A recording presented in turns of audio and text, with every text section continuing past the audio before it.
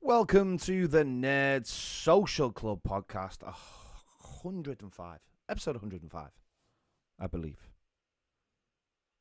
I think it's 105. We'll just say it's 105 for the sake of just saying a number. I think it's 105. The purists out there are probably like, no, well, actually, it's podcast 109. You haven't included those other podcasts that you did. Yeah, I'm wearing my glasses, so if you're watching on the YouTube stream, just to add that extra element of nerdness, just the extra element of nerdness, I'm just wearing them. Yeah, this is my Clark Kent. It's my Clark Kent. Stroke Elvis Costello. Look, if you are watching live, please jump in the comments and jump in with whatever we're chatting about. Try not to stray too far off the off what we're talking about, and try not to insult anyone. And try not to talk about football. We didn't do a podcast last week because I was away on holiday, or as the Americans call it, vacation. And a couple of things did drop that we will talk about. The likes of the new Matrix trailer, which we will have a little chat about, and such forth. But I managed to finish Clickbait, the Netflix series, while I was away, and really enjoyed it. Really good, twisty, turny, dark drama with an element of just showing you how scary the internet can be, and how a well-written drama can utilize all of the modern traps that the internet provides. I won't say too much more than that. You'll understand if you've watched it, or but it's definitely, if you're looking for something to watch, which is like, listen, it's brand new IP. It's nothing pre-existing. It was like one of those nice little things that dropped, and where you get to watch something completely new. And I really enjoyed it. So if anyone's looking for a new show to watch, check out Clickbait on Netflix. Slightly different, like, perspective or point of view to kind of keep the whole story fresh, is it? No, it's the it is a continual thing. It sort of comes in from different perspectives, but in a linear fashion. So it is one story. It just sometimes focuses on different people, but rather than like some things where it's a bit like where you might have a show which shows one side of things and then shows the same things happening again. This just continues in a linear story, but just coming from different perspectives. Gotcha.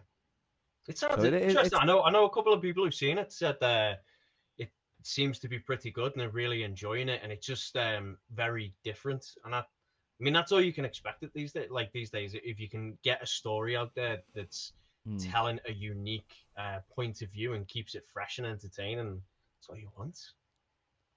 Yeah, that's essentially is. You want to be entertained, but you want it to have some kind of like element of what's going on in the real world. And that's what I really liked about it, is that it did have a lot of these tropes that you heard different things about these. So I mean, not quite like Black Mirror level, but all of these little traps that seem to be in the show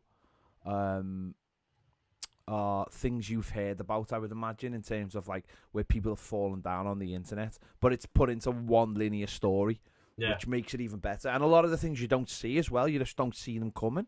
So I really, really enjoyed it. So definitely worth checking out. Nice. Gonna have to give that one a watch. I was gonna say I watched something that is not out yet, but I did post. Ooh, fancy.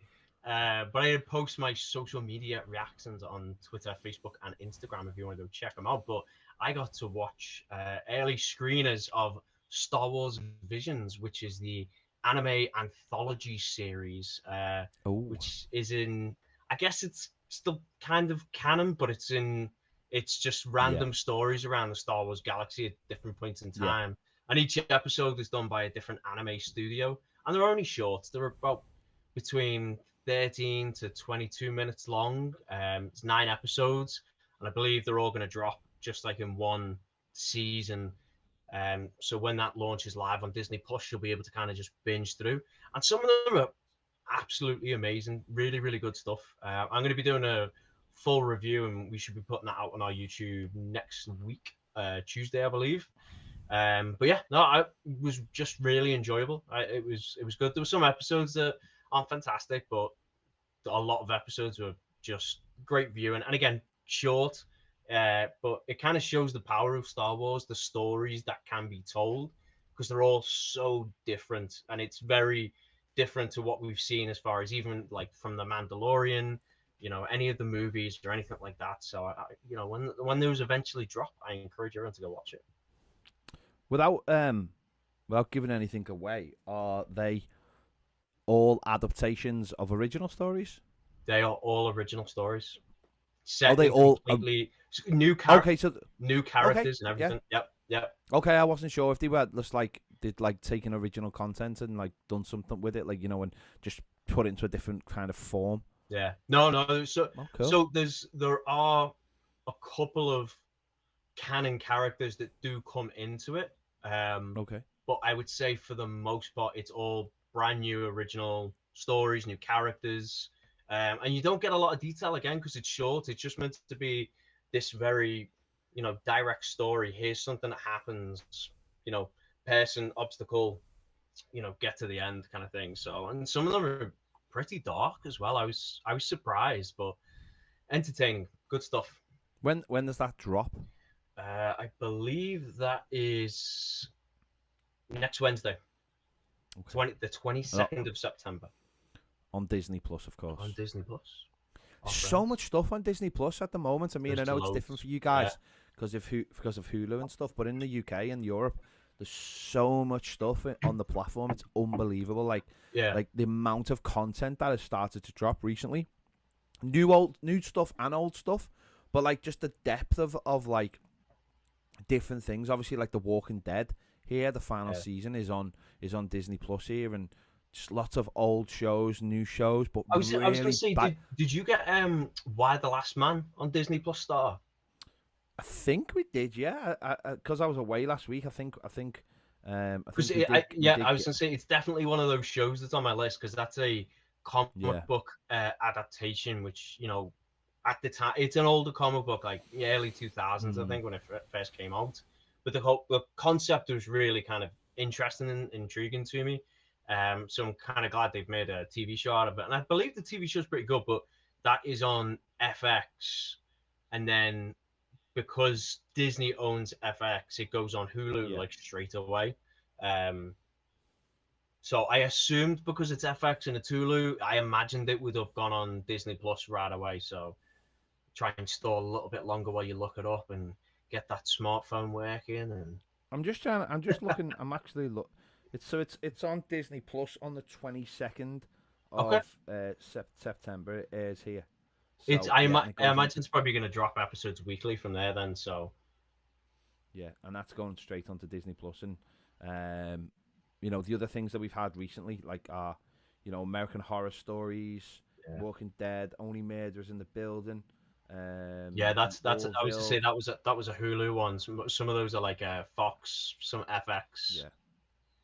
Yeah, there's so much stuff that's dropped recently on Disney Plus. It is. Well, I mean, I was going to say we're coming into that time of year as well, aren't we?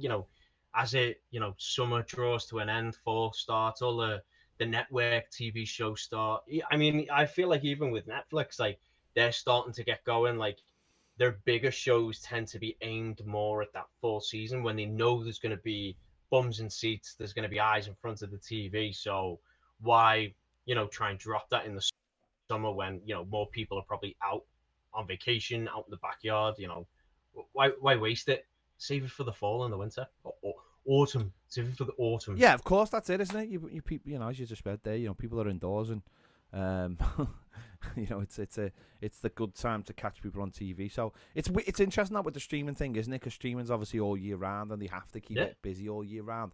But I just wonder whether they do have certain programming elements that do come into more in vogue in the maybe longer seasons come on. Maybe in the summer you have a lot of one-off. I've noticed that recently on Netflix movies. there's a lot of one-off movies, but also a lot of one-off documentaries, just like one episode. And I wonder whether when the autumn comes in or fall, is that they start hitting longer documentary series, like 6 to 8 episodes to keep you occupied. Obviously, done in different ways, of course, but. Really, really interesting, and there's just so much with all the streaming channels and everything. So, one thing that did happen this week is I managed to bag myself a PS5. It finally happened. It's on its way now to Santa Claus, aka Father Christmas, aka Coke advertising slave. It's on, so I will get it. I will get my PS5 for Christmas. But very timely, because I wanted a PS5 last year and I couldn't get one. I know a lot of people in the same position. But I haven't really been that arsed. I must admit. I was gonna say, like, we've talked about this before on the pod. You haven't exactly been actively looking for it, really, because that's the thing about the PS5, right? Like, there's not been, and I say the same for the Xbox as well. There's not been any big, like, tentpole game. Like, you've got Miles Morales, but it's a very shortened version of, like, it's an expansion. It's an expansion from the Spider-Man game, and there's been nothing really huge come out. And obviously, listen, we've had a global pandemic, and I know that's led to certain things, certain parts for the actual hardware to mean that you couldn't get it. It's starting to ramp up a little now, and they're becoming more readily available. But the games just haven't been there, and there's a lot of like remakes being made and a lot of older games from the PS4, and that's what I've done. I've just basically bought older games for my PS4 and just played them rather than getting anything for anything that was actually made for the PS5, which is that very, very little. But in the last week, we had the PlayStation had their showing of their new games, and we did get a couple of announcements on new Marvel games. A Spider-Man 2 game, which will feature Venom as well as Spider-Man and Peter Parker Spider-Man and Miles Morales as Spider-Man. Yeah, huge. Which looks really, really good, but also made by the same company. Yeah. We are getting a Wolverine game as well, both made by Insomniac, which really they should be making they should have made the Avengers game. Yeah, I know, 100%. like, I know Marvel was like, are not having all the games made by the same people, because another Guardians of the Galaxy game coming out is going to be made by someone else as well. But I find it strange that you wouldn't want to incorporate something that had already worked within a larger universe. But Wolverine will be coming, and hopefully that could mean crossovers with Spider-Man, and. Yeah, that's going to be huge. That's going to be huge because, as you just said, the original Spider-Man game was fantastic because it was the real first game that really, really, really showed how comic book characters can be used in games and the free roaming of New York. Set the bar completely. Yeah, completely, and had fresh ideas and had some. I mean, of course, listen, don't get me wrong. When I talk about comic book, I'm talking about Marvel, because the Arkham games were unbelievable. They were the thing that set they were the thing that set the bar, and Spider-Man took that on. And obviously, the difference was Arkham, a very dark game, obviously set in DC, whereas the Spider-Man game is very light and set in New York, huge bustling city. Miles Morales took that on, and hopefully, Spider-Man 2 will take that on even further, and hopefully Wolverine taking us outside of New York, and we'll start introducing some, obviously X-Men characters and hopefully some other characters as well from the larger Marvel universe. Because you've got some great, even within that world of just mutants in general, you've got some great villains to play about with there. So it would be curious to see like what gets used and how it gets used as far as, Wolverine's story in the larger game, obviously. Definitely. Yeah. But it's such a smart move, like you said, like the whole kind of doing a sequel to the Spider-Man. And I mean, I think it was always going to be expected as well. And I think Miles Morales just kind of gave a taste of what to expect. But like you said, it's kind of like a glorified DLC expansion pack. So it'd be good to kind of get Miles in there as a playable character as well. Yeah, I think they needed a game from the start. We've just got a Cam in the comments from the Mighty Blues saying here he's just finished Miles Morales, just completed it earlier. Absolutely excellent game. Yeah. I haven't actually played it yet, and I've sort of been saving it. I'm going to get it with the PS5. I have been saving it for the PS5 to see, to just see that difference. Because the Spider-Man game was just so, it was just so big, and it had so many challenges and so many like extra things. And I know some people found it repetitive, but I found that some of the challenges in it were like so rewarding because they were so tough. Like that, and that's half the thing sometimes. And sometimes when you play like these extra they had these just little extra things in them, and then obviously they had the DLC as well. That introduced more characters, and I think it challenged people because it was long, because it had all these extra things in it, because it had so many characters in it. It had, it brought Miles Morales into the world. Yeah.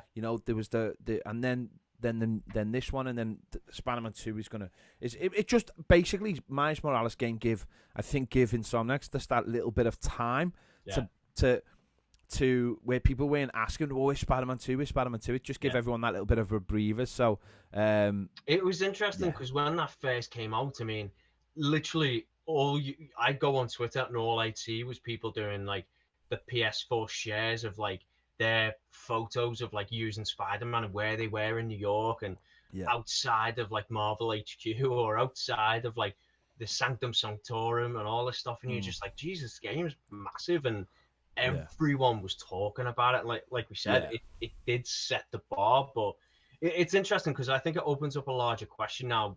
We're seeing Spider-Man 2, we're seeing Wolverine, we saw an Avengers game that didn't really live up to the hype in comparison. Do you think Marvel's kind of partnered with Sony in some aspect? Do you think there's kind of like, with what's already going on with the larger cinematic universe, and then looking at the games and thinking, we can help each other out here. Like, maybe we can leverage a bit more of our IP towards your system as far as like the gaming platform and things like that, versus maybe we get a bit more leeway on, getting some of these characters back in the main cinematic universe. Yeah, it's difficult to always know the answer to that because, listen, Spider-Man is Sony's character in terms of movies. It's nothing else, of course. It's on every other platform. It's why Marvel can use Spider-Man in What If.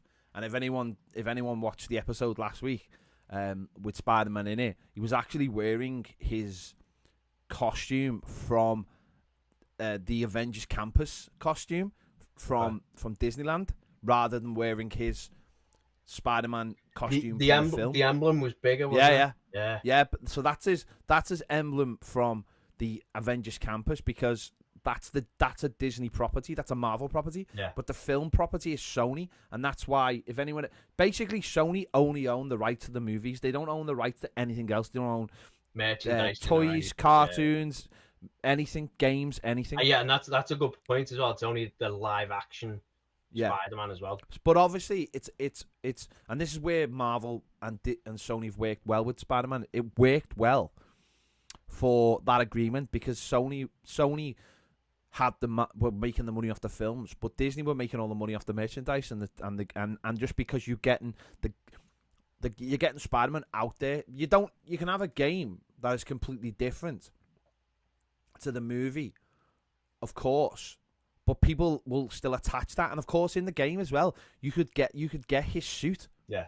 And when it went onto PS5, they changed his face to resemble Tom Holland as well, because people nowadays, and this is actually where the Avengers game fell down. One of the reasons it fell down was people did not recognize the characters in what they recognize now. It's like the Samuel Jackson effect of when they had the comics when it was Samuel Jackson looked like Nick Fury. it's people get used to one thing and can't break away from that and do not recognize it. And the Avengers game fell down because they just went away. And listen, I mean, it's difficult. even the suit designs on Captain America, you like get that big like almost like body armor suit where you make the joke like I'm not wearing hockey pads, and like, well, you are Captain America, Jesus, Yeah, like yeah, it but didn't it's fit. It looked odd and off. whereas they could have got like costumes that were slightly like the movie ones, Yeah, and then got voice actors that were closer to them. yeah, That's up to them. That's up to them. That's what they want to do. It's not necessarily Spider-Man voice acting isn't the same. It's just you just want something that resembles it, so that people have familiarity because they want to play. It's why I'm looking at the Guardians of the Galaxy trailer, the new game, and I don't really like the look of that. It yeah. just doesn't. It just doesn't fit with what my Guardians of the Galaxy is. I was just say that one looks more comic book related. The Avengers Yeah, game, the Avengers game didn't even to me look like anything comic book. It was almost like we want it to be its own own thing. thing. Yeah, of I, course, and of course, but like it but just felt like its own thing. But out here, where Guardians of the yeah. Galaxy definitely feels comic inspired. Yeah, and Finn 21H in the comments said, to be fair to the Avengers game, they've now added the end game suits and they're now adding other suits. And of course, that game is always expanding. By the way, it I hasn't was just just say, finished. didn't do a Black Panther expansion on that as Yeah, well? it's always expanding. The game it's like never quite finished. It's always expanding, that game. So fair enough. But I think the biggest mistake they made is not going with the company that made the Spider-Man game, because Spider-Man is coming into that game, but it'll be a new Spider-Man. So it won't be the Spider-Man you recognise from that. And Marvel have built this amazing way always of the comics have their universe and the movies have their universe. So why don't the games have their universe? So at least if it's not is that what you think would make like a game an empire then? A Marvel gaming universe that's all because connected in some fashion? because we all are very comfortable with that. We all enjoy that. We all love the fact that the Marvel films are connected. It's the thing that all excited us when Marvel films started coming out. At the end, Samuel L. Jackson coming out saying, you're not the only one, kind of thing. And then let's be honest, Marvel I was films gonna could say, be I've got these visions now in my head of these like gaming like post credit scenes, like setting up like the next game. There's two in at the end of the Spider-Man game. Yeah. I'm pretty sure there's two at the end of the. It did tease Venom, didn't it, in Spider-Man? Like at the end, like wasn't it like Harry's in a tube or something, and it looks like there's a symbiote swimming in there with him or something. Yeah, there's a it's honestly it's a little thing at the end, and people love that. People love that connectability. And so you've got now going back to what we were talking about, you've got a new Spider-Man game, but you've also got Logan, and straight away with the Wolverine thing is straight away you're thinking these two games can connect. And that already gets you excited because you're thinking these can be in the same universe. Whereas you take the Avengers game and you think to yourself, this can't be in the same universe. So therefore, they're going to bring their own new Spider-Man to it. And you're like, well, it's not the Spider-Man we're used to. So people already reject it. And that's where it's like, you should... Well, especially when it was such a well-received, highly rated game. Like, I mean, Spider-Man came off the back with such success that it's kind of like, how could you not give more to it? You know what I mean? But what we don't mind, like, so you've got Gotham Knights coming out, right? But the Arkham series is finished. Yeah. So you don't mind that because it's a completely new thing. Because the Arkham game... Yeah, you've got the Bat family now as well to it. So, but how can... This is where they've gone wrong, as far as I'm concerned, is... Spider-Man will come into the Avengers game and you'll have Spider-Man games, and people love the Spider-Man games. So people will reject that other Spider-Man. Because that's just how our brains are wired now. We love we love the world connecting. We love world building. We love people. People love universes. People love crossovers. Where me spoons are saying the thing in the comments there. We love things to cross over. We love the idea of this character that we love. Our version of this character could turn up in that game or that film or that comic book. I think that's one of the like human things as well. Like we're just not ever really ready to see things end. Right, like because even shows like we love certain shows, and when they end, like it's great. But you're still kind of like, there's still that part inside there that just wants to see a bit more. I wish they had another story to tell. I'd love to see from this person's perspective. What about if they did like 20 years later? I mean, people still talk about it with like, Harry Potter. We talked about it, about Star Wars. Like, oh, what would that look like? What does it look like in the future or the past, or from a smuggler's point of view? And so I think in terms of games, like, I do tend to agree with you. I think people just don't want it to be over, especially when it was a great game. Yeah, it's like the thing with, like, you just mentioned Harry Potter there. It's the idea of, like, people are actually waiting for the actors to age up so that we can get the cursed child. Yeah. Rather than having a reboot, people want that. People want to see that because they want we love that. We just love world building. We love the idea of the connectivity, and we don't even mind, like, talk more about Shang-Chi in a little bit. No spoilers, by the way, because Aaron hasn't seen it.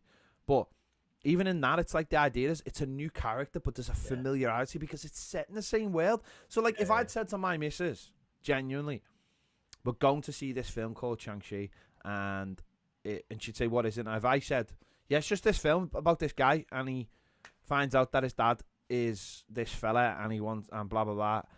And if I'd said that, she'd say, no, I'm not really interested, but it's a Marvel film. Okay, yeah, it's a Marvel film. It's a Marvel film.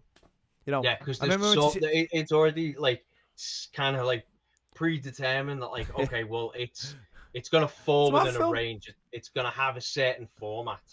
Yeah, I don't want to say formulaic, because that I feel like that doesn't discredit to, like, we went to see Guardians of the Galaxy. Yeah, it's like when we went to see Guardians of the Galaxy. I was like, Shane, this doesn't look good. I was like, it's a Marvel film. Okay, well, so if it's a Marvel film, then we'll go and see it. She loves it. She loves Guardians of the Galaxy. She loves all the Marvel films.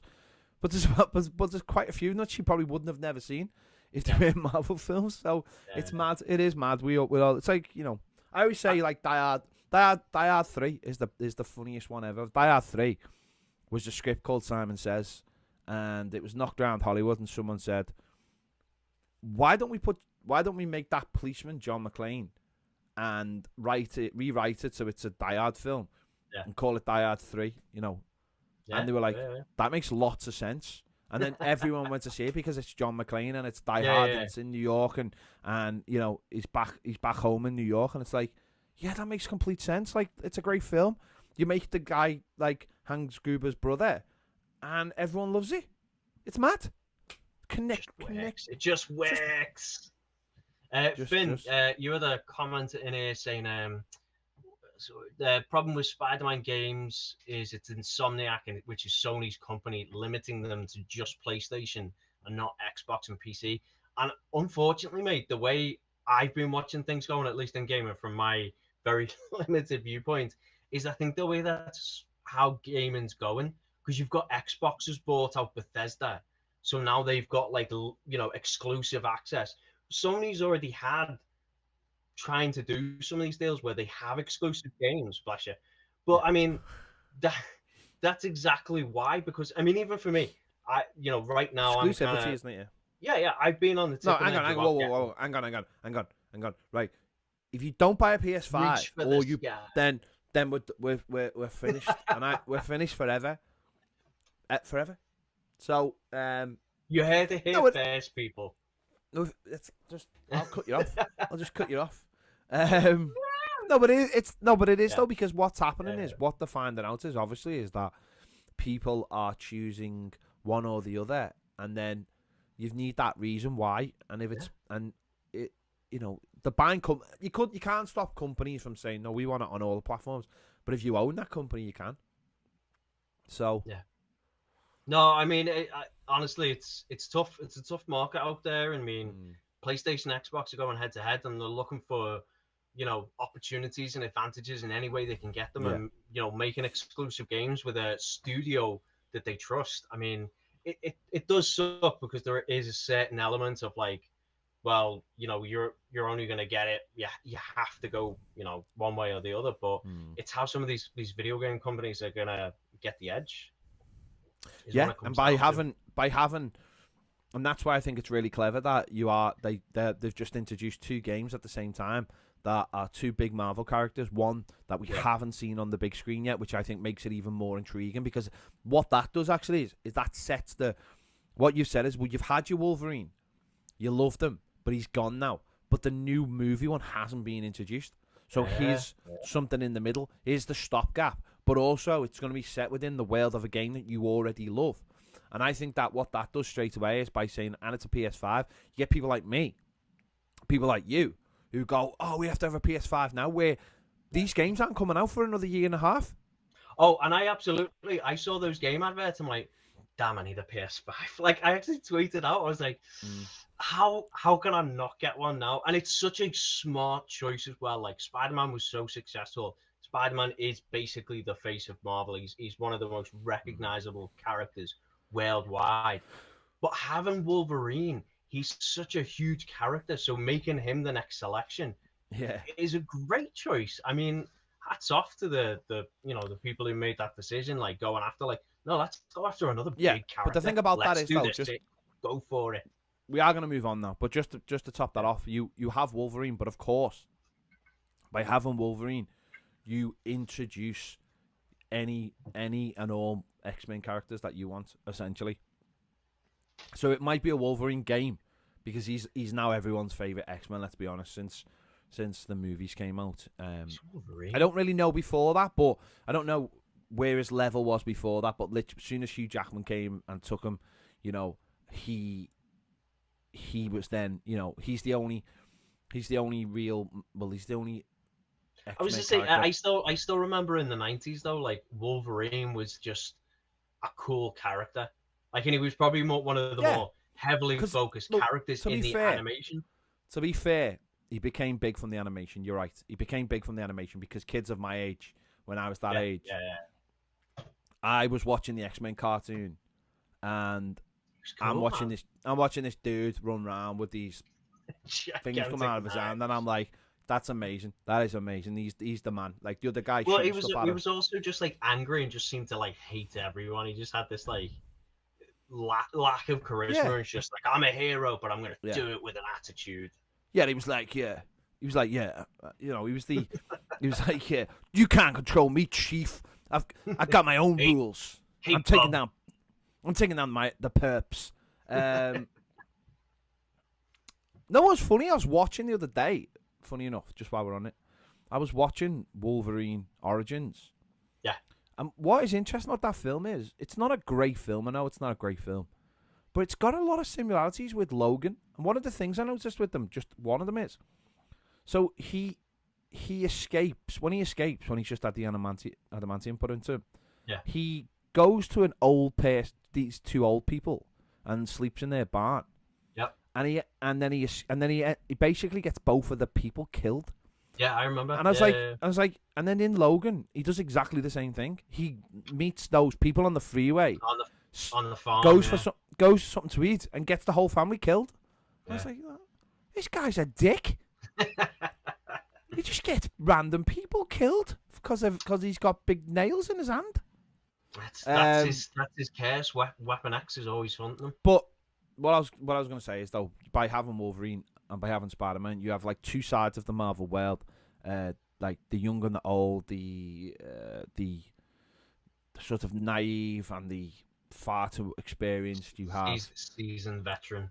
Yeah, you have the dark and the light side, but so you've got that, so it's a clash. But then you have the whole Spider-Man world, and then you have the whole X-Men world, and well, I mean, not to mention, you could bring in a Wolverine as well, where you've got Peter Parker and Miles Morales. With Logan, you've also got Laura Kinney being X-23. Like, having that in the game as well would be pretty cool to see. You know what I mean? Please bring in. Be interesting if they have Deadpool as well. That'd be really interesting, because he'd be really interesting in the game, because he can take the mick out of both sides. Yeah, so there you go. There's those two games are coming probably in 2023, but I think a lot of people will feel like they've got to get that PS5 now. I'm curious to see. I mean, obviously we don't have this information, but like, what was the interest in PS5 after all those announcements went up? Because I've got to imagine people saw that and went, like, if they didn't have one and they were already PS5 people, or if they were kind of sitting on the edge like me, waiting to try and figure out which console to go, and was there an uptick in sales? I think also the interesting thing would be, were they ready for that uptick as well? Was that like, True. was it like, did they know they had a lot more ready to go? Do you know what I mean? Ready to go out there. So it would be smart, right? Like having that ready and in stock and launching it at the same time. That would be, make business sense, do business things. I'm sure they did. I'm sure they've probably got the numbers now. Yeah. To cope. I'd like to think. But there you go. Let's move on anyway. I was just saying, we don't often talk this long about games, so that was nice. So different. No, but I think I think that's just, we talked about like the whole thing, didn't we? Matrix trailer. We got the Matrix trailer this week. Of course, a lot of people have been wondering what the hell was going on. We knew we were going to get a fourth Matrix film. We didn't quite know what it was. We knew, obviously, Keanu Reeves was back.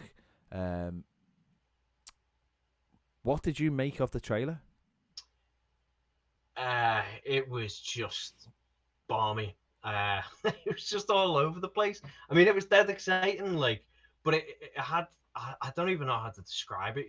I was watching it and just thinking, it gave me feels and flashbacks, obviously, to the original Matrix.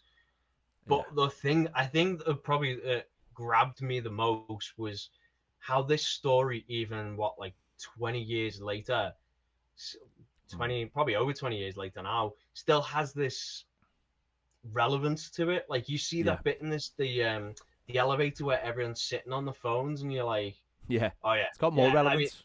You've got smartphones, social media, streaming platforms, like keeping you plugged in, keeping you engaged. Keep feeding the dopamine and keep them hooked in. So I was just like, oh, they could do some really cool things with this. Number one, I think that the special effects look amazing. Like, don't get me wrong, the Matrix hasn't aged. I don't think it's not one of those films that's aged. I think it still looks amazing. But yeah, that first one especially, you can go back and watch it, and it looks utterly class. See, what was genius about the Matrix film was it said that the Matrix was set in the height of modern history, so 1999. Just pre internet was there, but it's obviously pre-smartphone. So really clever by doing that, because you watch that film the last 20 years and you're like, well, when this is. It's not pretending to be something else. It's 1999. It says it's 1999. It's not trying to be clever. It's not trying to be smart. That's when it is. And that's basically but the world had literally ended 20, 30 years before that. Easily. So everything's moved on, obviously, and the special effects are amazing. I just found it really interesting to be like, what is this? Where are we? How can this be? How can we have this world with Neo in it, and Neo's back in the Matrix and he's back plugged in? I thought the stuff with the blue pills was really clever. The fact of like him taking pills for like anxiety, and that's actually the blue pill keeping him inside. A really good social comment about now people getting drugged up and keeping people how people want them to be, by like almost obedient. Yeah, exactly. Yeah, chemtrails and all that. Prince was right. I think. I was gonna say, I think the one thing that struck me a lot with the trailer as well was like, again, and I'm still kind of like on the edge how I feel about this, like good or bad, but it does have a lot of similar tones or similar plot points just based on the trailer to the first one. And I'm wondering, like, are we gonna like rehash the first one? Is this like a reboot? Like, what because they're smart enough, right, to know not to just go, let's just do the first one, but like different. Because you do have, like, we saw in there like Morpheus, and obviously Morpheus is being recast to his younger self, like a digital version. Because they do cover that in the original trilogy, don't they? Like, the Matrix itself is being rebooted. Multiple times. And I think that's the thing where we're being caught out. I think what they're showing us is what we want, what will make people go, oh, I understand what this is. And what this is the Matrix 7.0. They took Neo away. Yeah. He wasn't dead, or he was dead, but they'd uploaded his consciousness. Don't forget, this is one thing I think people always forget, by the way, when they, or don't take into consideration. Every single person's body is a clone. Yeah. In the Matrix, not in the Matrix, but the bodies that are in the batteries, bodies, yeah. They're clones. They are clone bodies. You can make anything you want. So if you want to make how many Neos are you gonna have? Do you know what I mean? Well, you're not gonna make billions. Didn't they talk about that? Like, didn't they say there was prior versions of like the one? Yeah, they said there was 6 different versions. That's what I'm saying. He said there's been 6 versions of you, right? So this is what I'm saying. There's only going to be so many bodies in those pods. They're not going to have millions and millions of people because they're all clones. Yeah. So non-playable characters. You could easily have a pod, and in that pod is the clone, and attached to the clone is an identity to keep that person's mind ticking over, like they say in it. Yeah. And so you put Neo back in, and you give him his life back, but you don't. But because there's something in the code, he's got like the architect said, you've done this 6 times. We keep repeating this. It's the cycle. It's the game. It's literally a computer game. It's the thing. The Matrix is a computer game to keep people entertained in their minds, so their batteries keep working to power the Earth.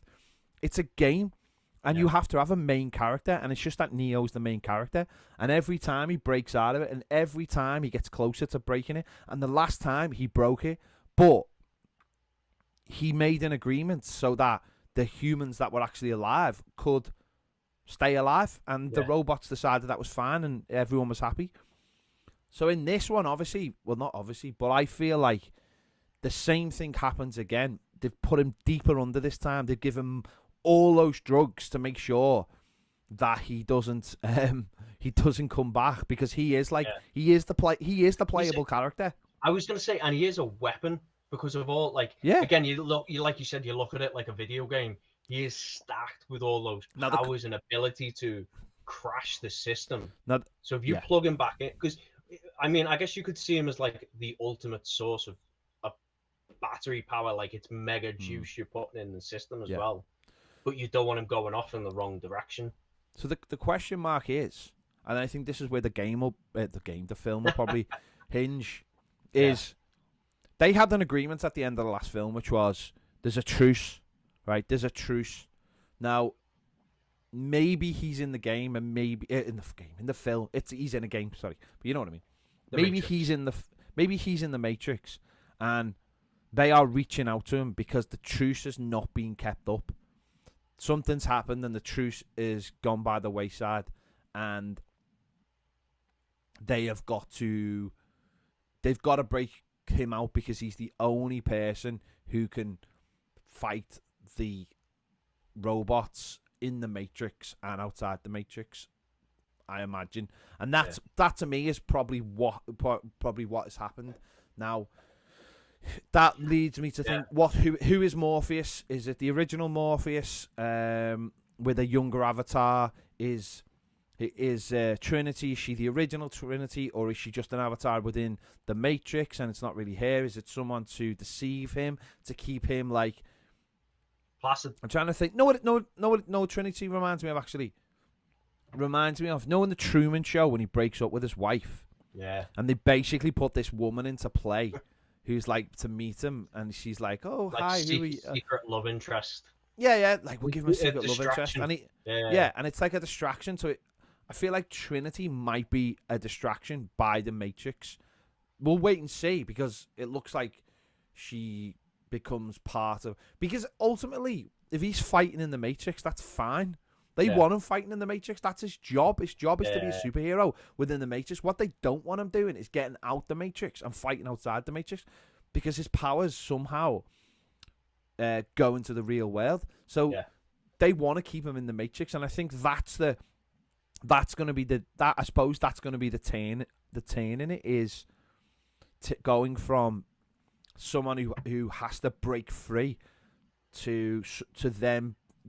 The mad thing is, it sounds ultimately very, very similar, but I just wonder whether I wonder whether this time there is no real outside and that those people don't really exist, but somehow he knows he has to get out, and it's all about keeping him occupied. And it's actually the people last time who were trying to break him out, I actually think they're the people who are trying to keep him in this time. They're gonna all be characters within this the Matrix who we all see as familiar characters who are like, oh, we can trust them, and they're not.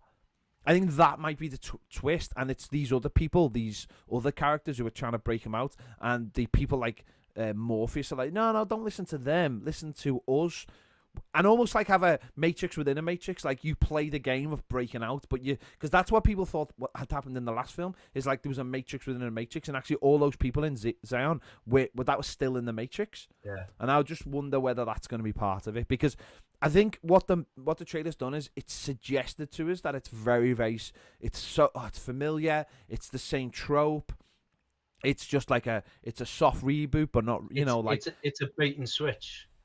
Yeah, and I actually think it's gonna be that they're the people trying to keep him in because they're trying to keep him playing the game within the Matrix. Well, and I think that if it goes that direction, that'll be interesting then, because I think, some people were saying like, as far as like the recasting of Morpheus and things like that, like, oh, why didn't you bring back Lawrence Fishburne?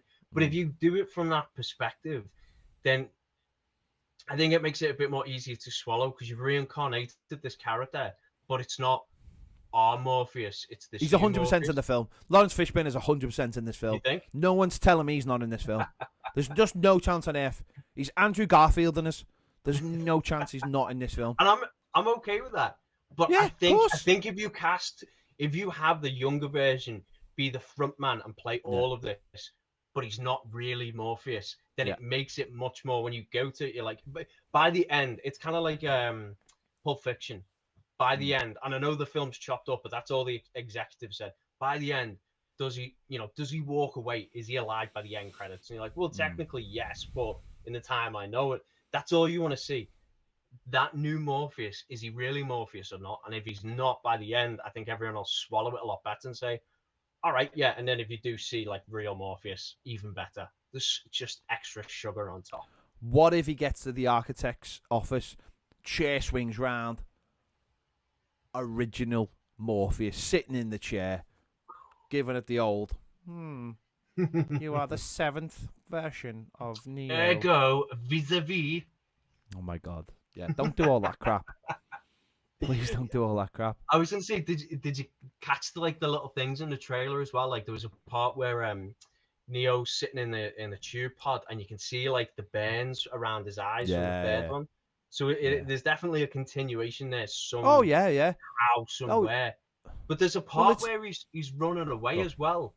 And it looks like he's running through a movie screen, and the movie screen's been split. It's playing the video of him. Yeah, it's playing the video of the Matrix when he gets out. Like, I think this is going to be, if they go like deep meta, I'll love that. Because it's playing pure Rick and Morty. Well, Thingo's in it as well, isn't he? The what's his name? The Maravincian. He's in it as well. He's in the trailer, isn't he? No, the dude who likes the French language from the second. I only watched the second and the third one like once because I just didn't. They didn't click with me as much as the first. So in the second one, when he goes to, and there's the fella, and he's like a French fella, and he's like just loves the language and swearing in the language. Well, he's in it apparently. But what was cool about him, and I didn't realize this till recently, was he was left over, and the Ghost Twins. So they were left over from one of the original versions of the Matrix, where it was actually a horror game. So they are like proper like ghosts, and they are all like vampires and monsters and werewolves, and they were all from a previous iteration of the Matrix, and they'd been left over because they were obviously programs. Yeah, and they were all they were all like left from this like weird haunted house So I think he's like a vampire, but he's in it. He's in it. The Merovingian. I was going to say, do you know what's interesting with all of this with the trailer? And I saw loads of this when the trailer launched. How many people went back and started re-binging the Matrix series? And if you're the one with the rights at the moment, like obviously it makes perfect sense in the US because HBO's obviously launching Matrix Revolutions. They have all the rights for the series, which they just gotten back from Netflix. Yeah. Now I don't know where they are internationally. Obviously, do you know where they are in the UK? Or I'm guessing Netflix. Yeah, they are on Netflix because I actually seen it this week. I actually seen it on the thing. I'd be curious to see the data to see like if viewing figures went up on the Matrix. People like saw that trailer and went, maybe I should get HBO Max and go watch. See, what's funny about something like the Matrix is it's 22 years old or whatever it is, and it was like 99, wasn't it? And it was the first real. Yeah, it might have been. It was like the first real. It was like the first real DVD hit. I remember it was like the first film that wasn't huge on the cinema, but really like took off via DVD, like proper took off. Yeah. Because it was one of those films that transcends no matter where you watch it. It's just like the whole concept was just mind blowing. Yeah, but the thing about it is that you forget that it was because it was so long. Like it's like 22 years. You know what I mean? It's like there's so many kids who would have grown up not ever watching The Matrix because they would have. You're talking the time. Well, you're talking like think about like a 21-year-old or 22-year-old now. There's loads of them who'd never have seen The Matrix. They probably would have heard it and seen like the effects of what The Matrix has had on different films. At the time, like the soundtrack was everywhere that summer when after The Matrix came out. Yeah. Remember the phone? The flip down phone. But my mate had one of those. I was like, oh my god, that's amazing! Like just in awe that he had the Matrix phone. I was like, what the hell? Like that's I just thought that was like a film thing. Well, it was fantastic. It's just and it'll just be really interesting to see how it does and how it, because listen, it is one of those films that deserves to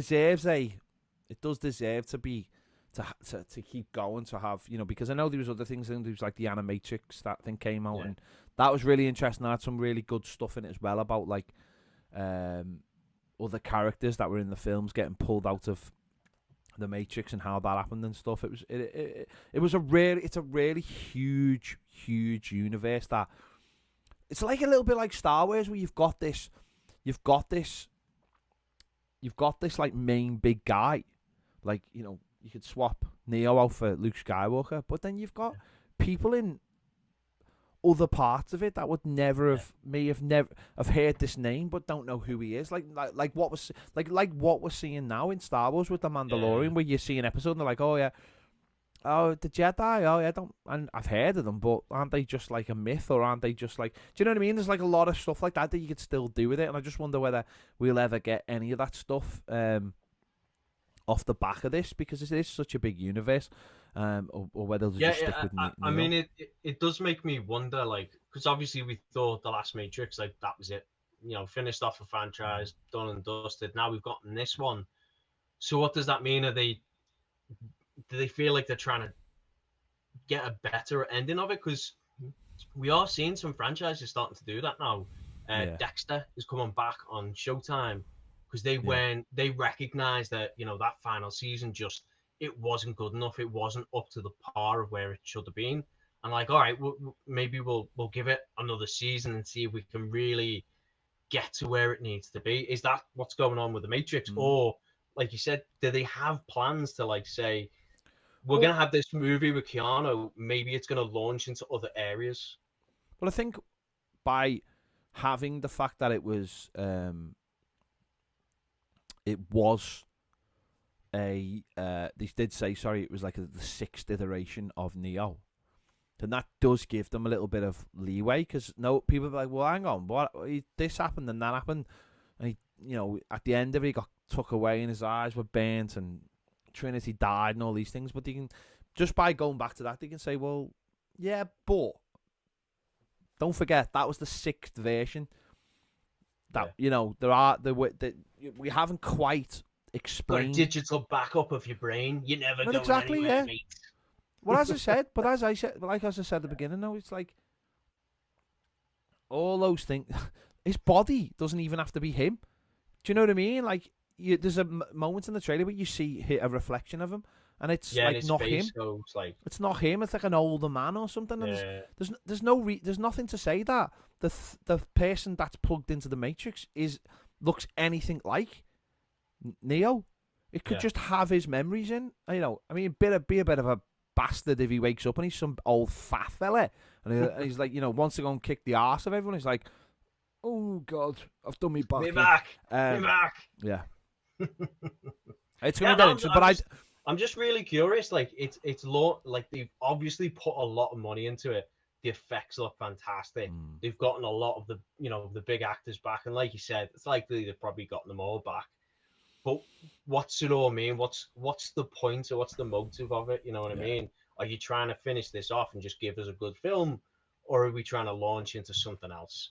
And honestly, I really do believe it's HBO Max, and right now their big thing is launching into a franchise with opportunities that can go other directions. They're doing it with DC.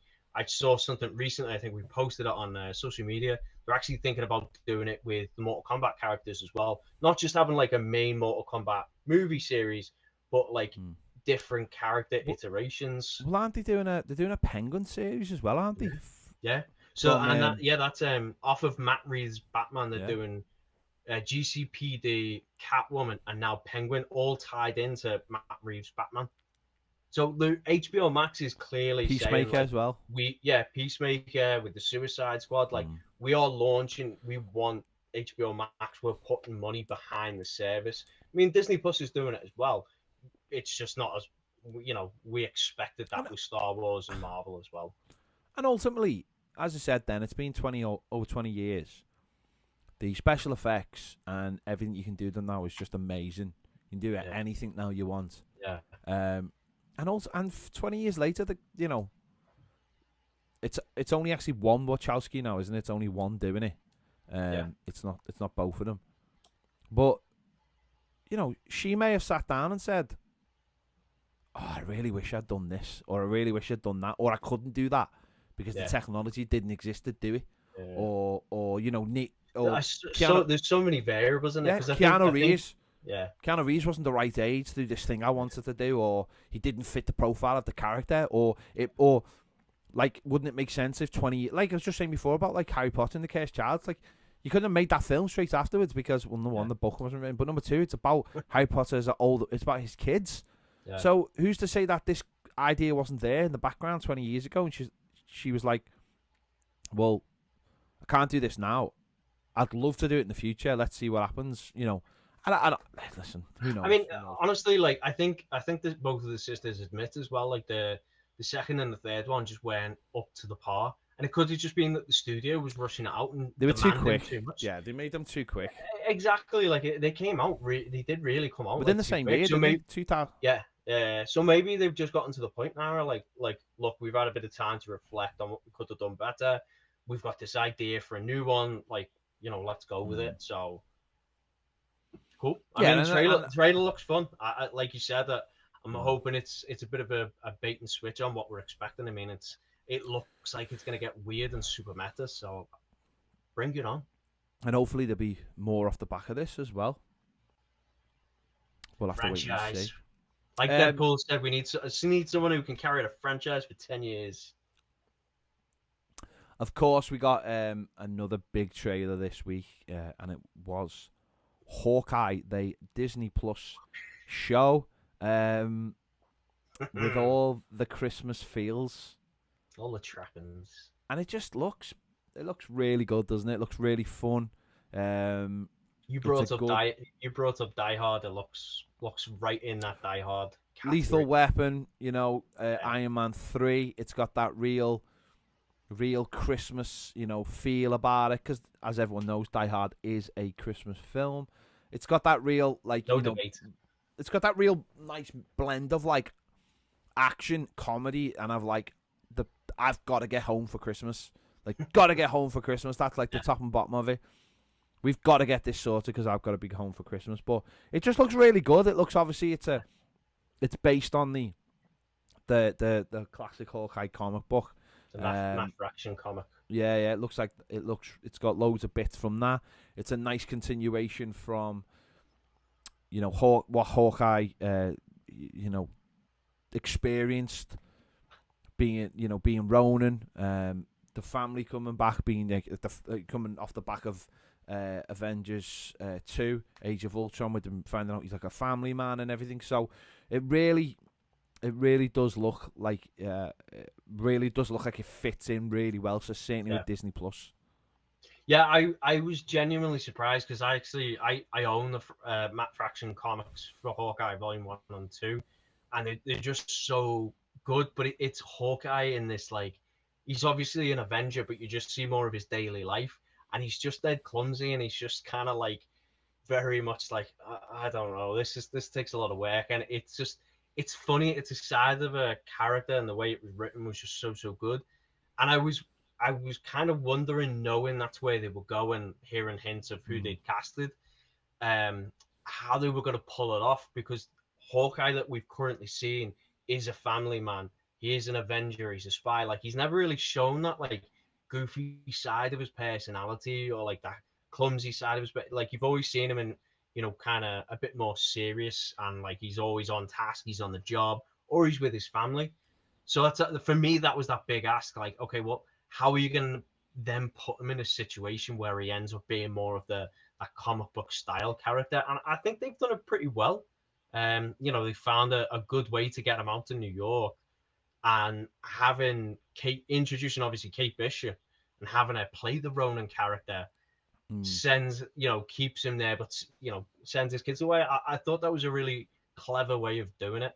But yeah, the overall tone, I think it's going to be funny. I think it's just going to be light-hearted entertainment. It's not going to be, your Loki, your WandaVision.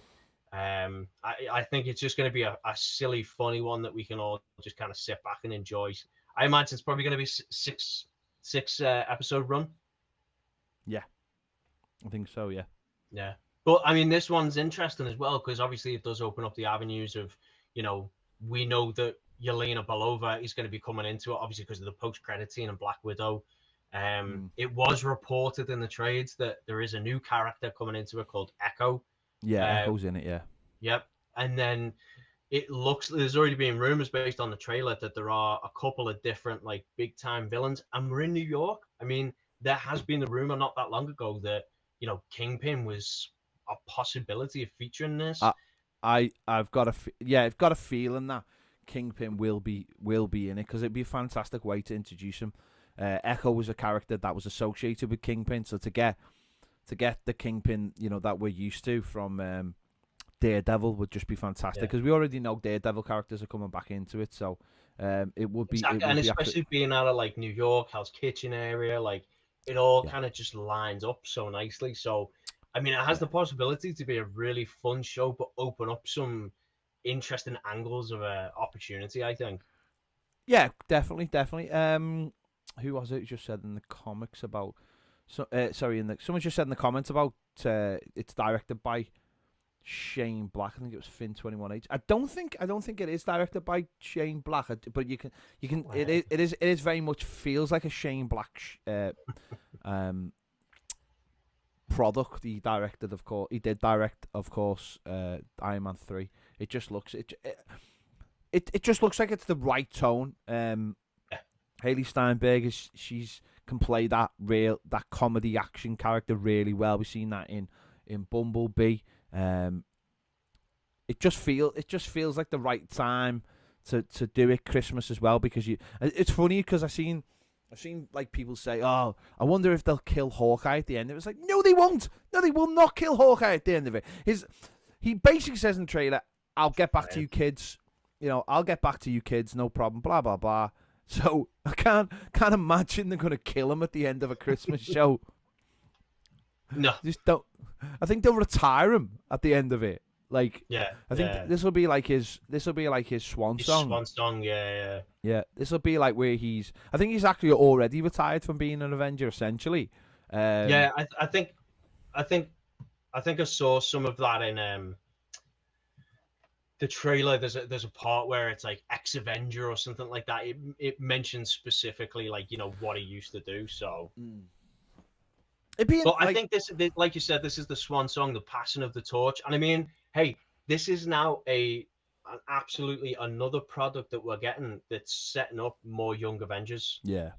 I mean, since Disney Plus shows have come around, each one has kind of added to that level of young Avengers. Like, yeah, there's a clear pattern there. What I really like about it is this, and I've seen that with Shang-Chi is there is a real passing of the original characters, but it's not really noticeable. It's been like really clever the way they have left the first six. And I know, listen, Thor's still in there and Hulk's still in there, of course they are, but they've passed over the baton so seamlessly that you don't even realize now that, like, because it was done in a certain way. We know what happened to Iron Man, we know what happened to Cap, and we know what happened to Black Widow. But with the Black Widow film, we saw like the passing of the torch in that, and it's so clever the way they've done that. Whereas now you're like, you don't really think about it. You're seeing these new characters, these new Marvel characters who are going to be in the new films, and of course with having like a new Captain America and stuff, it's happened so seamlessly. We just haven't noticed, and it's been so clever. And now we're looking at it with like Doctor Strange is such an important character now, and obviously Spider-Man and the Scarlet Witch, and you think, you went back to like Age of Ultron. You would never think that. Like we had the core six, and now it's like, now it's completely different. You've got like you're looking forward to, you've got Doctor Strange, Captain Marvel. Shang-Chi's just come out. Of course, we're going to have a Black Panther 2, but it's not going to be the same without Chadwick Boseman. And obviously, he was supposed to be, part of the second iteration of the Avengers. But they've done it so well, and I imagine this, and they've done it because of things like this. They've done it because things like the Black Widow movie, introducing the new character, letting her play off against the original Black Widow, and this you'll see the same thing. It's Hawkeye's like one of those characters where you sort of go, I don't know, you sort of like him, but there's not too much meat on the bone. I imagine in this you'll like him, and then so you'll like the idea that he's passing the torch over to somebody else, and you move on with that person. And I think that's been so well done. Yeah, and it like you said, they've done it all round for lots of different characters there. But again, it's one of those things we sing the praises of in relation to Marvel, is that you can look at just the movies and kind of continue on and say, yeah, like, you might not have an idea who like Kate Bishop is once she works her way into the movies, but you'll probably have a general idea. Okay, like if they're calling the Hawkeye, she's got a bow. Like, okay. Like, you don't need to know and go into that if you don't want to. But that's the thing. Like, Marvel's now giving us that extra level. Like, we know there's fans out there that want more. They want that extra level of story, and that's what we're getting through these Disney Plus shows. This extra depth, that meat on the bone, like you said. Yeah, and of course, like you only have to look at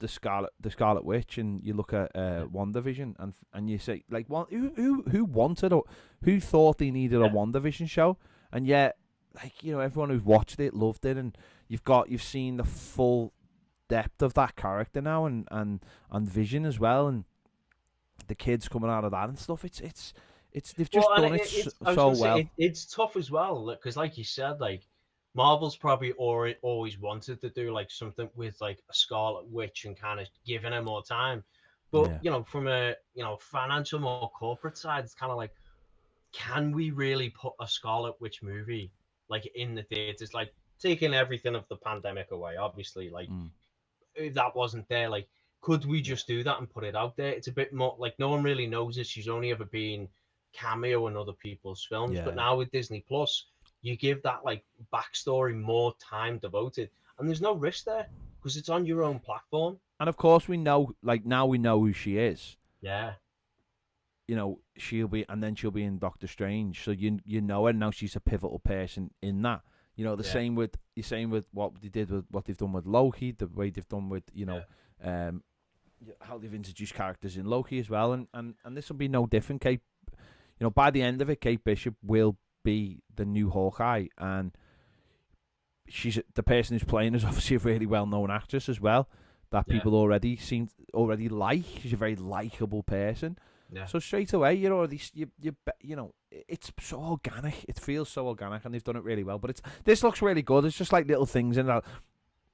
Yeah, the Captain America musical just looks fantastic. Well, I think it was Tomo in the comments. I've seen this posted around. I'm curious to see what you think. But he said, "Did anyone else notice Chris Evans as Thor in Hawkeye?"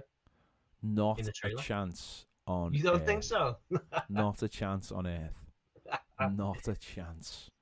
I think if it is, it's gonna be like on the sly, like it's not really gonna be like Steve Rogers. It's like it's just gonna if he is there, I think it just could be a funny little thing, like coincidence, you know. Okay. I just no go. You know you. No, I was just looking at a comment there, and I was just like, Finn 21-8 saying, I'll leave that one. It's about Shang-Chi. I'll come back to that one. Okay. No, I won't. I'll do it now. I was scared for Shang-Chi with the last Origin Captain Marvel not being a good film, but after watching it, I feel as though it's one of the best Origin films Marvel have ever made. Captain Marvel is a good film. Can people stop saying it's not a good film when it clearly is a good film? Why do people not like Captain Marvel? It is a good film. It's your opinion. You have your opinion, but I think Captain Marvel is a good film, and I really enjoyed it. I always enjoyed it. Like I'm perfectly fine with a light-hearted film like that. Like it was. I just want to be entertained. Are you not entertained? I really loved the period, the 90s. I really like her as Captain Marvel. I like Brie Larson for a start. The Skrulls were fantastic. I like the Skrulls. I like the music choices. I like how they put it all together. I really like that film, and I don't understand what people's problem is. I really like Brie Larson. The music was fantastic throughout. I just wanted. But if you don't like the film, that's fine. That's fine. Speaking of Skrulls, did you catch the news in the last week that Samuel L. Jackson is in London filming for Secret Invasion, like the Marvel series, not like there's an actual Secret Invasion. He's just turned up. Samuel L. Jackson's leading the charge. America's taking England back. To be honest, I didn't see that news, but they do have to film things, and they do tend to film a lot of them in London. So I'm just excited filming's on the way because. I mean, you isn't there Secret Invasion one of the comics you just picked up as well? Yes, it is. Funny enough, when I was away, I read. To the man who doesn't read anything. I read. What did I read? I read. That's what I read. Secret Invasion. Sorry, I'm going mentally. I'm just trying to look at the comments. We got there in the end. I did read it. I was thinking about what I hadn't read. What I haven't read is I've got Secret Wars to read, but I did read it. Yeah. I read Secret Invasion. It's good. Yeah. Secret Invasion, and I love kind of like the little the promos and the commercials they embed into the comic, and I think it's what different it's almost like stock photos of just people, and then like one of them's a Skrull, and like you find that like constantly flipping through, and I think it says like he loves you or something like that. Yeah. He loves you. Yeah, no, they made a big deal of that. Like at the time when it was coming out, they put these, Skrull commercials basically like everywhere around. Yeah. No, the ending was good, and then, like what happened at the end of it, and no, I did, and I really enjoyed that, and I did, and yeah, that's gonna be a good show, and I imagine it's got good characters in, it's got good people in it, and I was to say that, and that features cameos from the Young Avengers as well. Yeah, for me, they really. Like, they really can't do any wrong, because even the bad stuff is still not. I mean, it's not bad, but even the lesser quality stuff is still good in my eyes. Like, whether people. Yeah, I was gonna say, it's like for Marvel, it's weird. Like, people like beat up on Ant-Man. I'm like, Ant-Man's a great film. Yeah, I never get the hate for Ant-Man. I love it. I can watch it back to back with no issues. It's just such an enjoyable film. Yeah. I love them all. Yeah. I'm easily bought. No, but this looks really good. It's good to see. Like, I like the little things, like he's got he's obviously got like a hearing aid and things like that, just to show how battered he's been, but also how human he is as well. That he's a human being. He's not like he's had buildings dropped on him and all kinds of stuff going on. I think, but he's human. I think by the end of the series, people are gonna absolutely fall in love with Lucky the pizza dog. Oh yeah, of course, the best dog. He's just such an awesome dog, and the shouldn't feed pizza to dogs though. No, you should. No, you shouldn't. It's a bad example that's a set. But shame on you, Hawkeye. Yeah, it's a bad example to set. The tracksuit mafia as well are going to be funny. They're just an interesting take on the Russian mob, like this localized Russian mob in New York. It's the comic is mental. It's just so randomly funny. So I'm genuinely excited for the show. I'm really looking forward to it. And the trailer, perfect. It did everything it needed to do. Yeah. And it comes out, it comes out like a week before December, so hopefully it takes us all the way up to like Christmas week, and then we get the Book of Boba Fett, which is amazing. I was to say also November we're going to be getting Eternals as well, so we're going to be going from What If, Eternals, Hawkeye. So hang on, we're not. Are we getting Miss Marvel? We're not getting Miss Marvel this year, are we?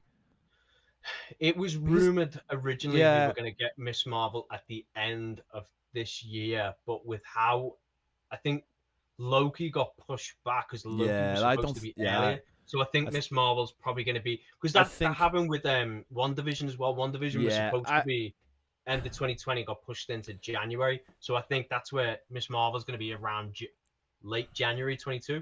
I'm guessing. Yeah, and I would have thought that. If a show coming out which was introducing a new character, we'd have 1 million trailers by now.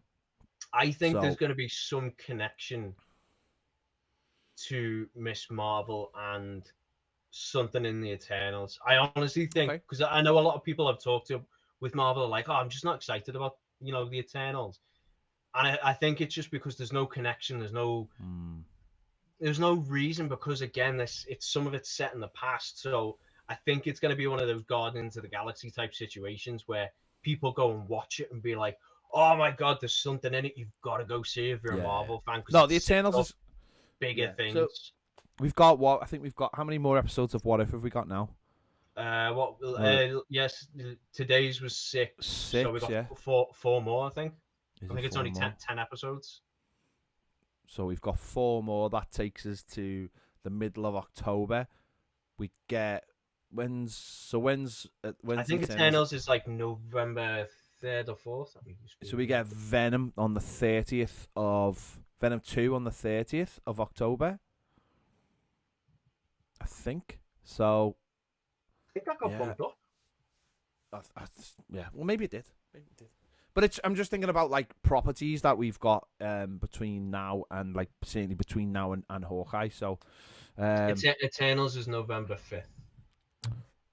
So we've got that early November. So we've got and I think I was gonna say I think some of the screenings for Venom 2 are going on at the moment. Actually, someone in the comments was saying one of his mates actually got invited down to the London premiere, which I didn't want to go. I I think Everton are playing. Venom's just not my favorite character at all. So, meh. No, I'm gonna go and see it. Of course, I'm gonna go and see it because certainly now with the way things are starting to overlap, I think it's important. Yeah. You have to see everything. Do or die. You have to see absolutely everything now. Oh, we'll go and see it. I was just trying to work out I was just trying to work out what's on Disney Plus after What If, basically. But I don't think there is anything till. I think it takes a small break until Hawkeye. The whole platform just takes a just as like that. You know that screen they used to have when TV finished in the UK is like just like boo. Yeah. Disney will be back in late November to screen Hawkeye. So I had a funny conversation about this with my wife because we were watching something and it was like 90s based, and how at 2 a.m. it would switch to an American flag and was like, this ends our daily broadcast, and it was just like the American flag. I was like, oh, did that really happen? I just always thought it was a TV thing. She was like, oh, no, that happens. And I was like, oh, that's definitely not what we saw on our TVs.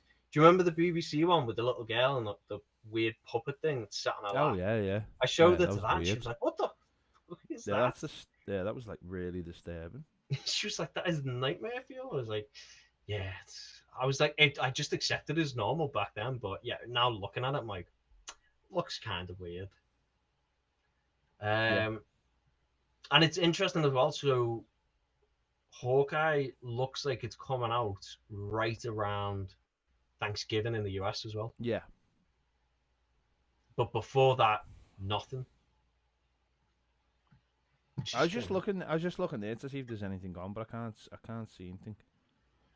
So it's Wednesday the 24th of November. That's the first episode of Hawkeye. So there's literally nothing now between seeing. And then there's Thursday's Thanksgiving, Friday's Black Friday. So probably decent planning because you're gonna get a lot of people off. So for episode 2, you'll have a giant TV and lots of bruises. Yeah. If I survive Black Friday with my shield, it looks really good. It looks really good, and it looks like just looks the right tone for Christmas. And there you go. You went to see Shang-Chi. How was it? I did go and see it. I went on Sunday. Obviously, I was away for the first week, which was really annoying. I had to avoid spoilers like anything. Shang-Chi, not a massive character I'm familiar with. Someone who obviously sort of was someone who was based on Bruce Lee, using the back of that Bruce Lee, and obviously I'd watched lots of stuff about him and try to immerse myself in it, but without sort of knowing too much. And I'd say it's a really, really good film. Really, really high end Marvel origin movie like very much like Black Panther. And what I really liked about it was how it really went into the culture. I for the first 5 to 10 minutes of the film, there isn't a word of English spoken. It's all Mandarin, I think. I don't want to I didn't want to say Chinese then because I know there's different. I think it's Mandarin. It's Cantonese and Mandarin, yeah. Yeah. So for the first 5-10 minutes, it's there's no English, and I thought that was really important. And it really does jump into the heritage of the character and the character's family and the backstory of the whole thing. Very much like Black Panther does. Yeah. And it was just really well done because there's a lot of origin of not only him but his father and where he come from and what he's done and his mom and different elements. And I just thought it was really well done because there's a bit of back and forth when people sort of explaining things and it take you back in time and stuff. And I really thought it was, again, Marvel at its very, very best, bringing a character in that people mightn't be too familiar with, but you've got that Marvel logo that brings people in, and it feels straight away. You feel comfortable with it. It's got the right level of humor. The action in it is absolutely superb. It feels like very much like a like Jackie Chan. It just feels perfect, like as a action, like as an Asian action film. Yeah. And then as the story unfolds and as you start getting like little Marvel bits and pieces dropped into it, they fit into it perfectly. And the after credit stuff is really, really good. Two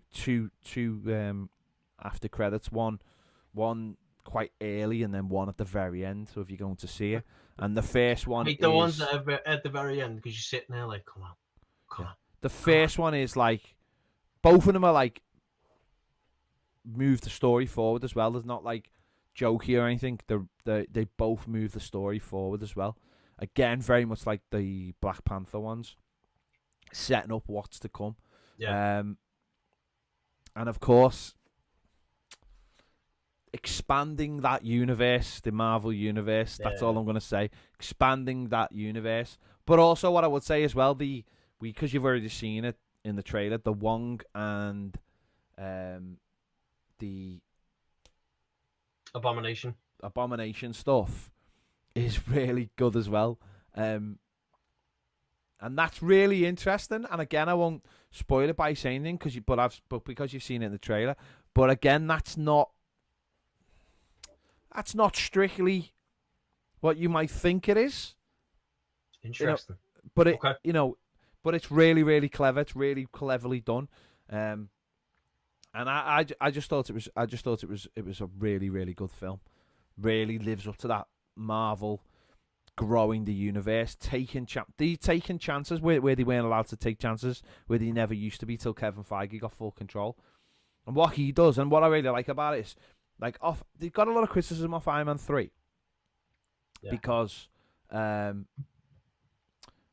they've done the Mandarin and the 10 rings and everything, and it got a little bit of grief, but you can understand why they didn't want to. Because don't forget, when that came out, I think that may have been the last Marvel film that wasn't a fully. I think it was the last one before. Like it wasn't Marvel Studios. Like that was the one before. Yeah, it was before. Studios. Yeah, I think it might have been before Disney came as well. So it was the last one. I think it was like Paramount or someone they did it with. So they had to be very. They still had people over their heads who were making decisions based on toys and commercial rights and what works and what doesn't work, or what they thought they could sell off the back of it. And I think because of that, they played safe.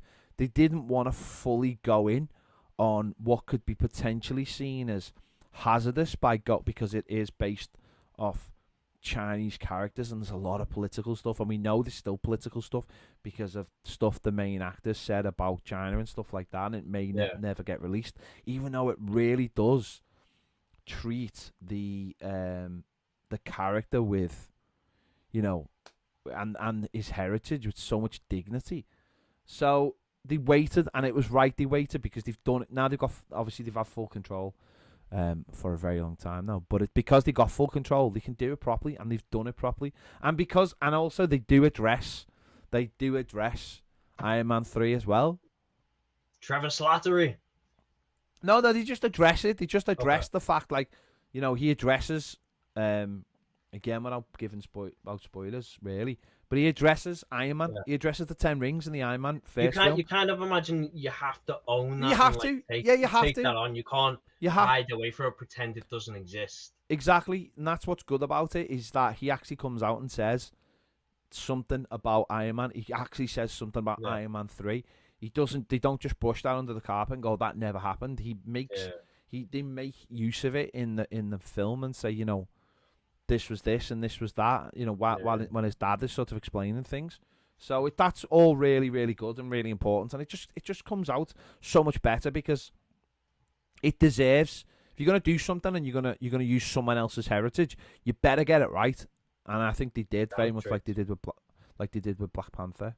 And I think that's what Marvel's been doing as well, like putting people of that representation, you know, like in those positions of power to be able to go and tell their stories. Because I think the director was I think it's Daniel Cretton, who's an Asian American, and obviously, you know, the entire cast is Asian American, so you've got all of those influences there for them to want to tell their story, and you know, their family dynamics of how they play into the film, and like have that, especially in a time right now what we're in is like there's a lot of anti-Asian sentiments, especially in the US with the coronavirus and stuff like that. So I think it's important to continue to kind of push these diverse stories out there and have the opportunity for Asian American kids to be like, there's a superhero that looks like me. That's so cool. Yeah.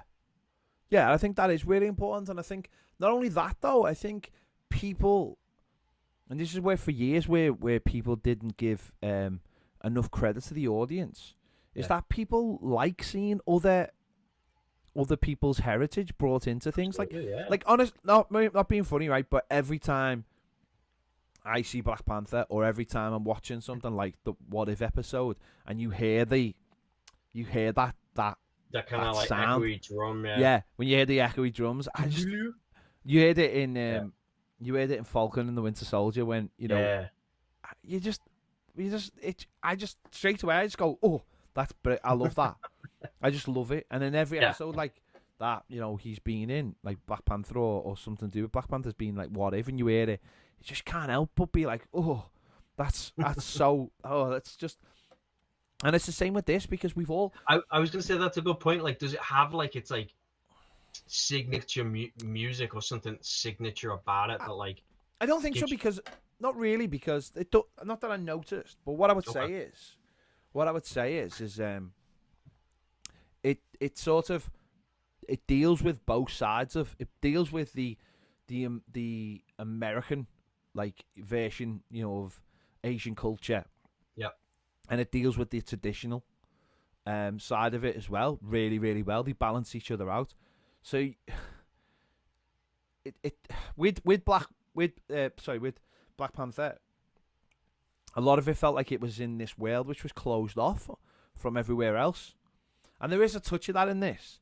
But because the characters come from the American side of things, in the American Asian world, you're introducing their world into a traditional world, whereas in Black Panther you were introducing the traditional Wakanda set of people into the larger world. So they were bringing their culture to us, and in this it's like almost feels like the other way around. It's and yeah, it you know, you go and see, you'll understand where I'm coming from.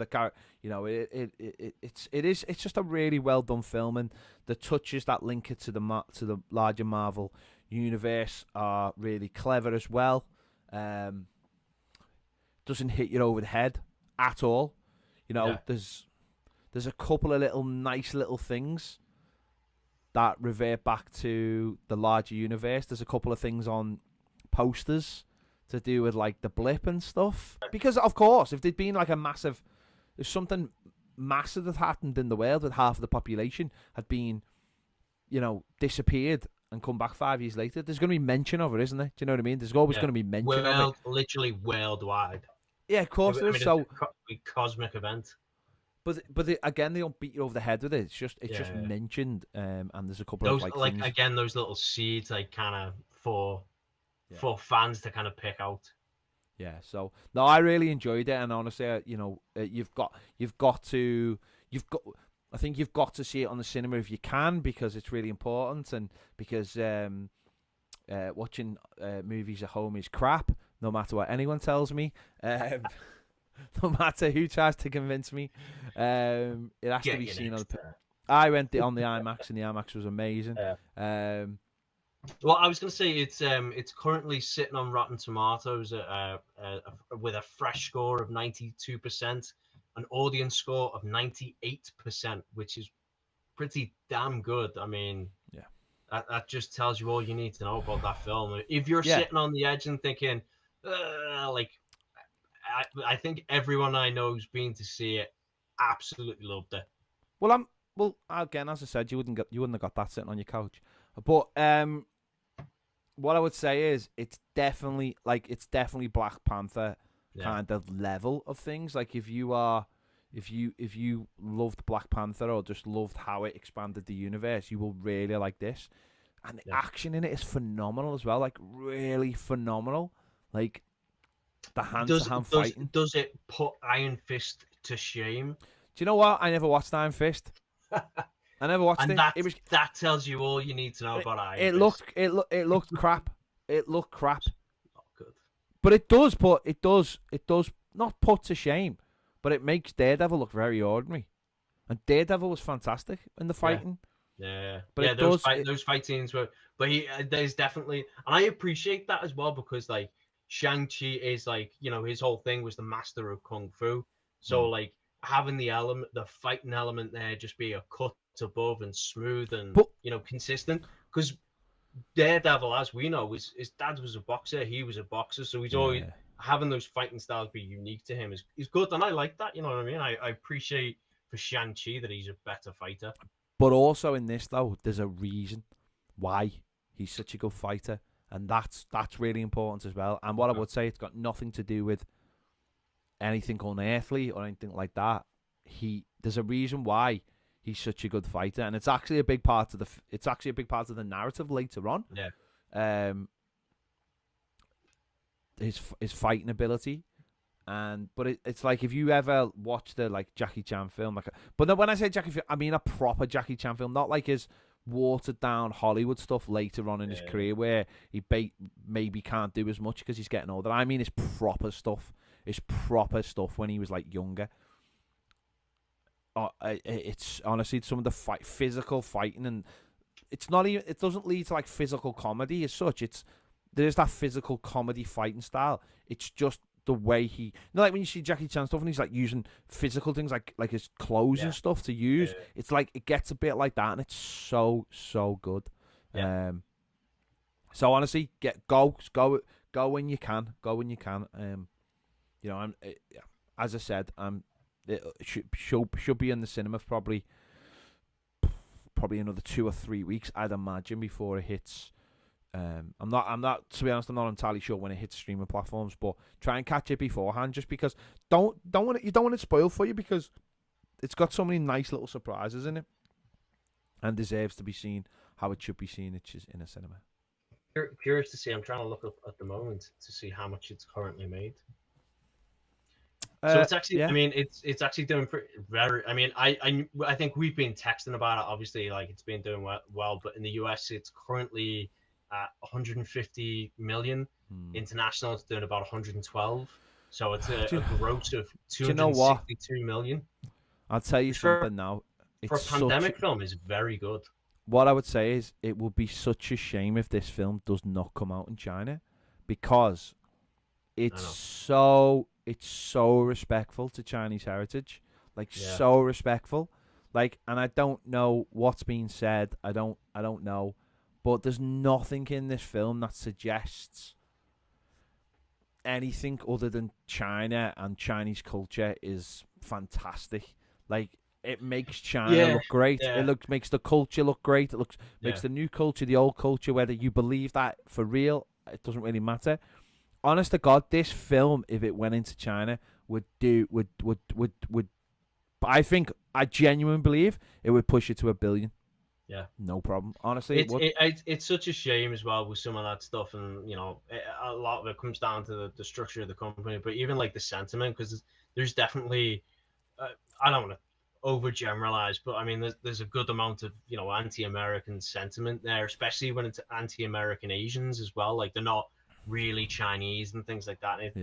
It's tough to see, because again, it sounds like this is a really good film that just kind of, like you said, pays homage to the culture and the traditions and things like that. And it pays so much respect to like a lot of like the mythical stories of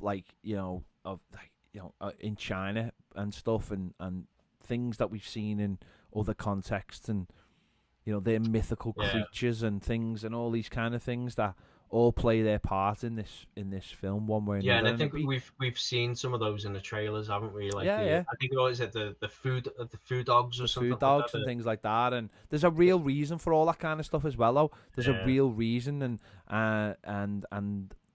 there's a real because Shang-Chi's father's been around for so long as well that he's fought and conquered so much of the world and in the shadows and all. It's honestly, I think the Chinese could use it as propaganda. This film, because it just pays so much respect. Yeah. But there you go. So make sure I'm excited to go see it now off the back of that. I hope everyone else is excited. If you haven't gone to see it yet, don't sit round and wait for it to come on Disney Plus. Don't, honestly. Just, I know it's not easy to get to the cinema, and we're still very much in a pandemic. But if you've got a spare couple of hours and it'll probably get less and less in the next couple of weeks, I think just try and go and see it, because you don't want it spoiled for you. You want to see it you want to see it how it deserves to be seen, and it's a really, really good movie. So yeah, I mean, and hey, like it's obviously doing really well financially again. Probably pulled in the most of any film since the pandemic has started. So that's excellent. I mean, that's what you want to see, because I mean, I know there was some comments from Bob Chapek, the Disney president, saying they were experimenting with Shang-Chi, just having it as a theater release, and that caused some of the stars of Shang-Chi to come out. And, like, we're not an experiment to be done. Like, this is an important film for us. It is an important film for them, and they were absolutely right, and he should never have come out with that. I understand his sentiment. I was going to say he bad phrasing to be used. Just bad sentiment, just because people may put the heart and soul into film, especially when it's like this, when it's someone's heritage. To say it's an experiment was just like really, really poor. That's something that should have been kept, into a private meeting somewhere. But it looks like it's doing well, and we're gonna get the Eternal soon as well, and I imagine that'll do well off the back of this. Since this has done so well, I have heard around a couple of the trades that Disney are probably eyeing up for the majority of their autumn and winter slate, that it's just going to be theatrical only. It should always be theatrical, and I'm not going to have this argument with you ever again. It should always be theatrical. It was a good discussion. I think for at least the first 17 months, it should only be on the cinema. They got as Finn says, they did get it completely wrong with Black Widow, and it destroyed not only. I still not to open up the discussion again, but Black Widow, you can't compare Black Widow and Shang-Chi side by side. You not can. as properties. No, you can't. We'll take this offline, Ped. No, you can't. Listen, the simple fact is, if you do not give people an option, they have to see it one way, and if they want to see it, they will see it. That's the simple fact. And I just. Yeah.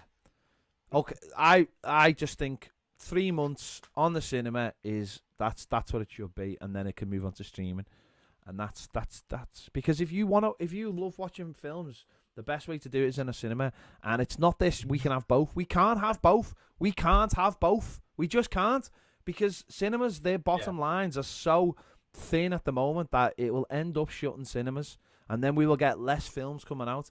And less films means less cinemas, and it'll just keep going down and down and down and down. And relying on big, huge films from Marvel every 4 months can't save cinemas. It just can't. So get off your asses and go and see this film and support the movie industry and all those people who are in it. You've heard it from Ped here. Yeah, that's what I say. If you want to see a film, stop being lazy and go and see it. Stop. It is pure laziness. It's pure laziness. I think there's a bit more to it than laziness, but all I'm going to say is, if you haven't seen a film in the pictures by 4 or 5 weeks, it's just lazy. If you couldn't have found 2 hours within 4 or 5 weeks, pure laziness. Just get your kids and just leave them by the road and give them a couple of dollars and just say, entertain yourselves, we'll be back in 2 hours. The last time I went to see a film was February 2020, and we went to see Sonic. Don't get me wrong, poorly. I love going to cinema, but yeah, pandemic around, it's too hard to risk, especially in the US. You see in our numbers. Is it though? Is it though? You've been double jabbed. Get on with it. Get on with it. All right. Just get on with it. Anything else? No, that is it. We are done for another week. Make sure that you come over to our Discord and join in with all these great debates that we have. We have them all in Discord on all kinds of mad subjects. Every subject. You find out all the details for that on our socials at Nerds Social Club. Get over Twitter. You'll find the link if you want it. Facebook, Instagram. Make sure to check out. We do have our own YouTube channel as well.